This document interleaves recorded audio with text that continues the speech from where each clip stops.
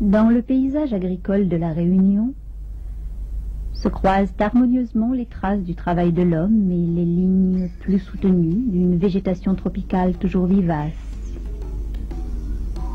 Il n'est pas rare que le cocotier et la canne se marient alors pour un cliché bien typique.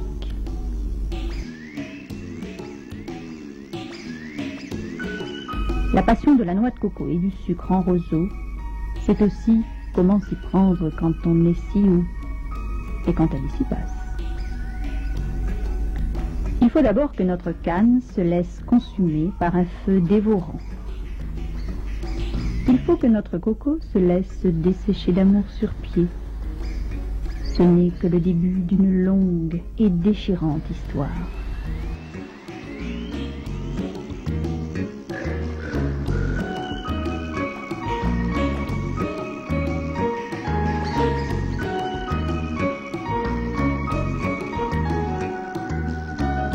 Chacun des produits suivra alors séparément divers traitements, souvent comparables d'ailleurs dans leur phase mécanique.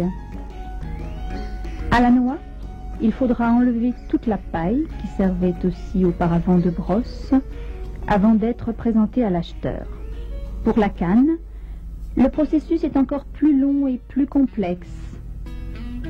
Après l'œuvre des longs couteaux, la séparation du jus et des fibres sera très longue et très élaborée.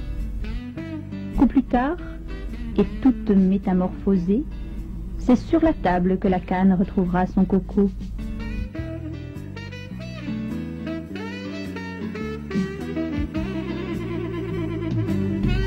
Lui aussi, sous les mains expertes de nos cuisinières pâtissières, deviendra de plus en plus fin, comme pour approcher la granulation du sucre.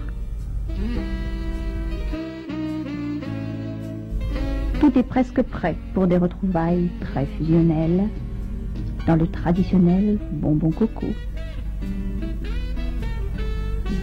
Dans la marmite en fonte, on prépare d'abord le sirop, secret des officiantes qui maîtrisent seules les subtilités des divers degrés de cristallisation à l'aréomètre de la tradition.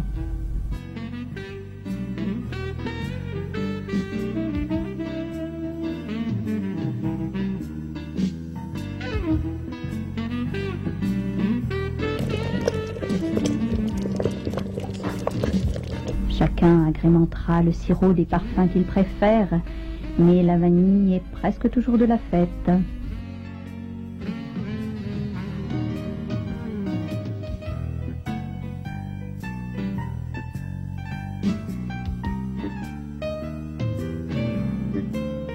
Il faut maintenant attendre que la noix et le sirop aient atteint le point idéal de fusion. C'est là qu'intervient aussi ce fameux coup de main qui fait que ne s'improvise pas qui veut, confectionneur de bonbons coco.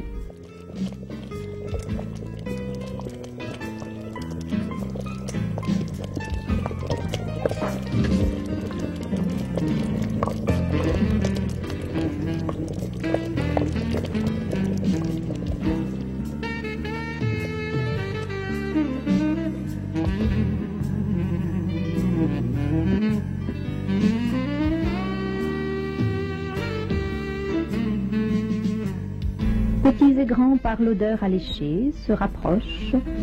On va bientôt retirer le mélange du feu et il se figera en gardant la forme traditionnelle de la cuillère.